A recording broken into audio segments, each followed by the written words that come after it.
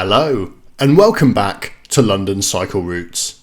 Today I'll be showing you how to cycle from Mortlake in southwest London to Shepherd's Bush in West London. The whole ride is on quiet streets and protected cycle lanes, and on the way I'm also going to show you London's newest cycling bridge. This ride takes about 35 minutes and by public transport it would take you about 40 and also require a change of buses, so it makes a lot of sense to cycle, although it is also a lovely scenic route in its own right.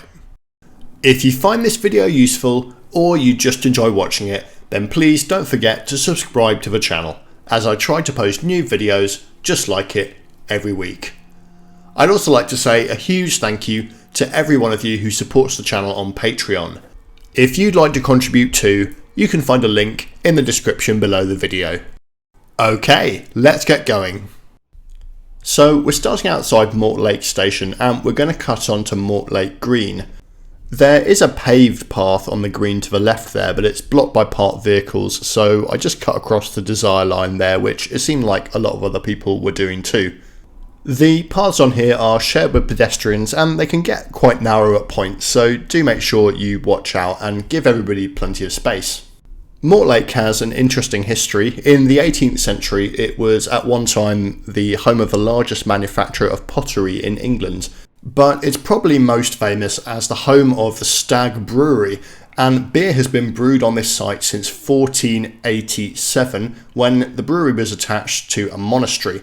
That brewery is dead ahead of us and you can see the malt silos just poking over the wall there on the left and on the right. Despite the long history of brewing here, there isn't any brewing going on here anymore and the brewery will soon be torn down and turned into flats. Now, before we get going in earnest, I'd just like to give a shout out and wish a very happy 5th anniversary to James from Claudie. Watching London Cycle Routes videos together is an incredibly cute couples activity, so happy anniversary to you both. Now, you've probably noticed that that's the River Thames to our right, and we're cycling down the imaginatively named Thames Bank. There is a path that continues under the bridge ahead of us, but we're not going to be going straight on. We're actually going to be turning off left here down William Lane. I'm going to show you guys a really useful way to get up onto Chiswick Bridge there without having to dismount and use those steps that we just went past. And just in case anyone's confused, this isn't the bridge that I was talking about in the introduction. Chiswick Bridge is not new, it was opened in 1933, although it does have pretty decent cycle facilities along it, as I'll demonstrate in a second. This ramp is a shared path and it leads onto a shared pavement. You can see the blue sign there on the left and right telling you that you're allowed to cycle along here. Although it is ultimately a pavement, it doesn't have any side roads, it's quite wide and has a decent flat surface, so it's actually nice to cycle on. When you get onto the bridge itself, a faint line appears in the paving, which shows you that you're allowed to cycle on this side of the line and the other side is for pedestrians. There's also the same facilities on the other side of the road, so it's actually pretty well equipped for cycling. Now, Chiswick Bridge opened on the 3rd of July 1933, and that's a special day for bridges in West London, believe it or not, if such a thing exists, because it opened on the same day as Twickenham Bridge and Hampton Court Bridge, which were all opened within an hour and a half of each other as part of a scheme to try and relieve traffic in West London. Unfortunately, 90 years later, West London does still have traffic. Now, we've just turned onto a reasonably quiet street called Dan Mason Drive. This street doesn't really go anywhere, so there isn't too much traffic, although you should be careful as cars do have a tendency to come out of nowhere around the hedge, even though there are quite a few of them. The reason that this first section of the street does have some cars is because there's a sports and skiing centre up ahead, although once you get past the entrance to the sports centre, it does get a lot quieter.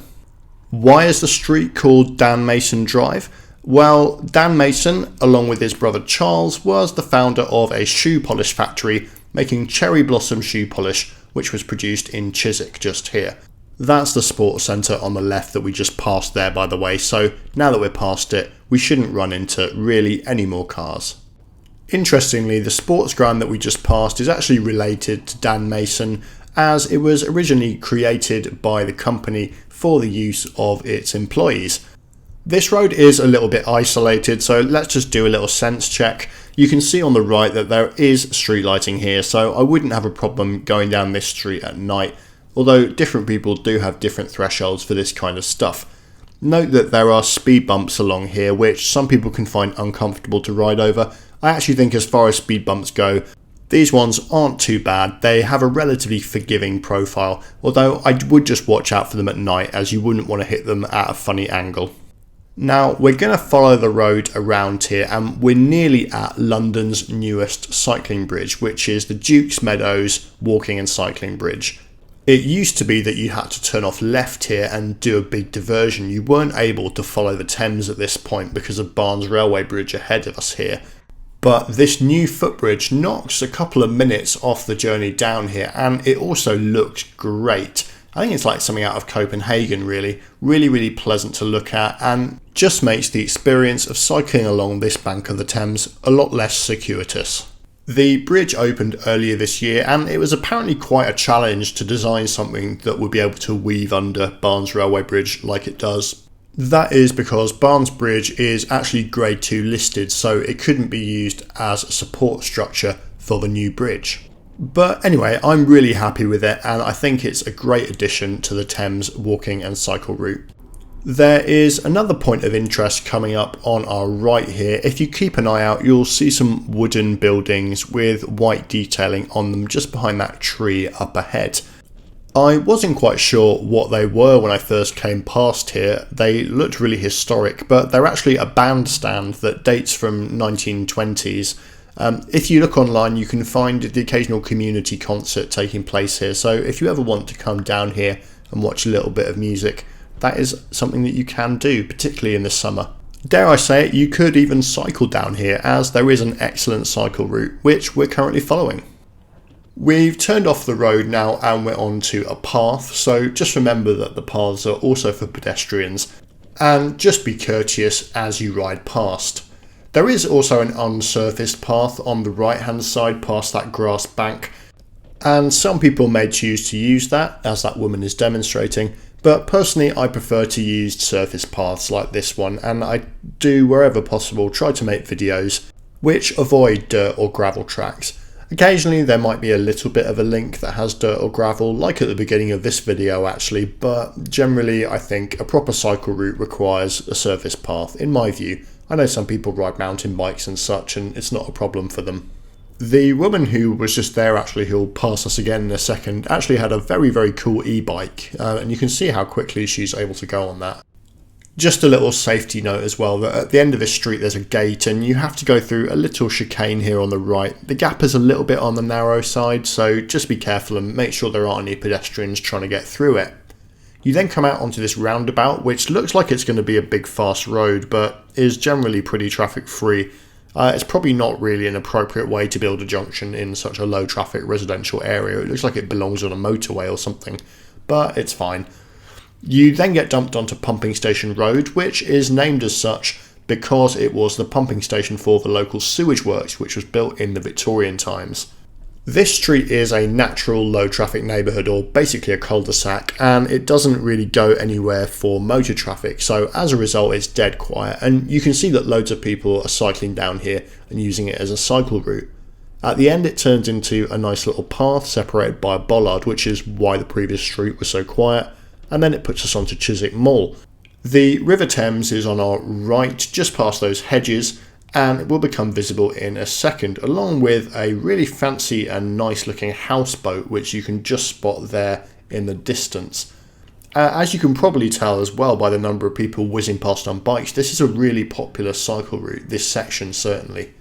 This video was filmed in the middle of the day on an October weekday afternoon, so the fact that there are so many people cycling down here is a good testament to, I think, what a pleasant sort of route it is.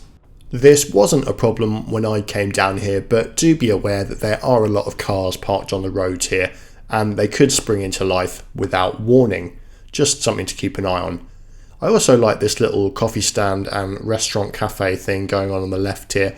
Really looks quite cute. I don't know what it's called, but I might stop there sometime when I go past again. Maybe when the weather's a bit nicer as well. It is really nice when you get rid of through traffic and people just spontaneously start sitting outside and enjoying themselves again because there's not cars whizzing past them. Another place to sit outside is the Black Lion pub just here, which gives its name to South Black Lion Lane. It's an interesting name for a road. It's because Black Lion Lane was severed by the construction of the Great West Road here, which we're going to go under in this shared underpass. It's obviously really fun to whiz down these ramps, but do be responsible and just be aware that someone might step out around the corner. You can use those mirrors on the wall there to tell when someone is going to be there. When we emerge from the underpass in a few moments, we'll find ourselves on Black Lion Lane proper. You might call it North Black Lion Lane, but they decided that this section of Black Lion Lane would keep the original name of the road when they built the Great West Road. So actually the Black Lion pub is not on Black Lion Lane, although there is the Cross Keys there, which looks pretty cosy and quite nice, and I intend to pay that a visit. Take the second right here between the houses and then turn left onto St Peter's Grove. That is a slightly wiggly section of the route that we just went through, so if you do need a bit of help, do remember that you can always download a free map of the route, which I always link in the description below the video. It's on a website called Komoot, and you can download it in a GPS GPX format, and that'll work on whatever app or device that you use.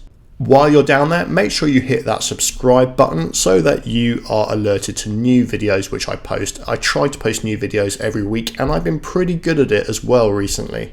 Now, if you've got your eyes on the video, you'll see that we're now back on the main road, and this main road is King Street, which is the main street running through the centre of Hammersmith, and we're on Cycleway 9, which is a fantastic protected cycle route running along the main road, and you can see just how popular it is even in the middle of the day. This section has now been made permanent officially, so it will be here. It was originally introduced as a trial, and I'm a massive fan. I think it's really good.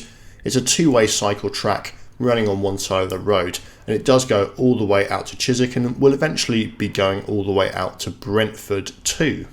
In fact, a new section which makes it most of the way to Brentford has just opened by Waterman's Park, and I'll be checking that out in some other videos soon.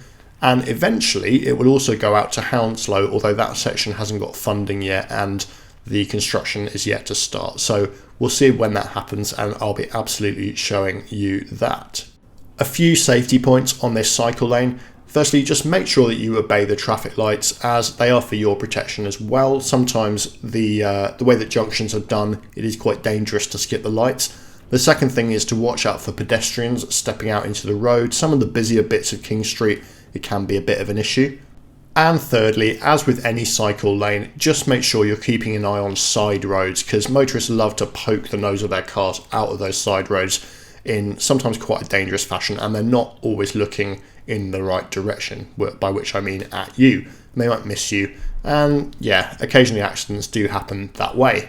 We're currently working our way through the fantastic protected lanes on the Hammersmith Gyratory, which has really changed the game here and really allowed things like this cargo bike on the right.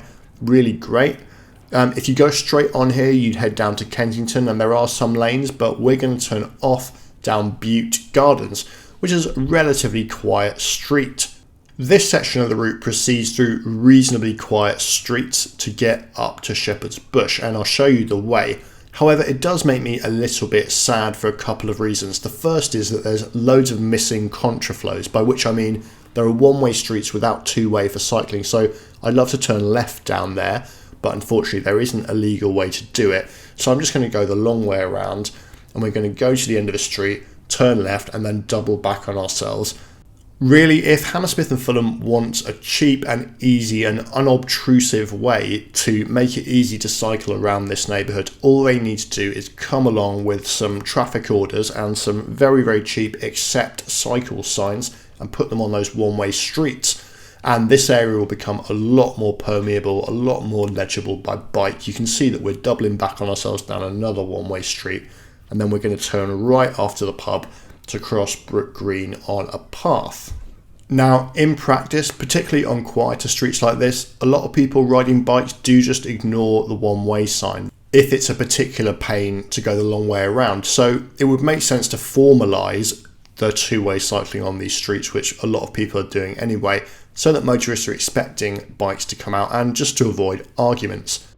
There's a second point to make about these streets around here, and that is that about a year ago, Hammersmith and Fulham said they were going to put in what they call a clean air neighbourhood. It's basically a low traffic neighbourhood, but watered down with a lot of exemptions.